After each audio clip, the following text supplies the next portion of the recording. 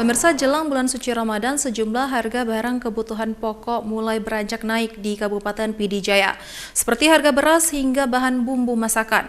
Kenaikan ini sudah lumrah terjadi setiap tahunnya jelang bulan Ramadan.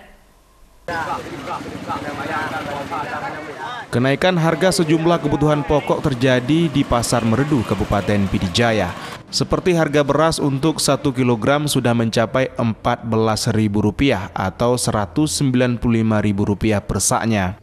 Selain beras, harga bahan dapur lainnya seperti cabai merah saat ini dijual dengan harga Rp45.000, sedangkan cabai hijau Rp30.000 per kilonya.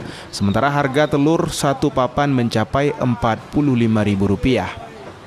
Untuk bawang merah mulai Rp15.000 hingga Rp45.000 per kilogramnya.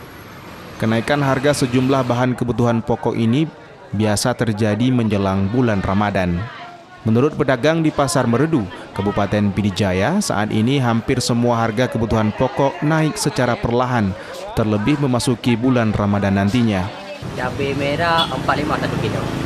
Cabai hijau? Cabai hijau Rp30. Kalau bawang? Kalau bawang Rp40, ada yang Rp15. Kalau tomat Rp13.000. Cabai rawit Rp38. Telur, Bang? Telur Rp45 satu papan. Dari Kabupaten Pd Jaya, Jamal Pangwa, iNews melaporkan.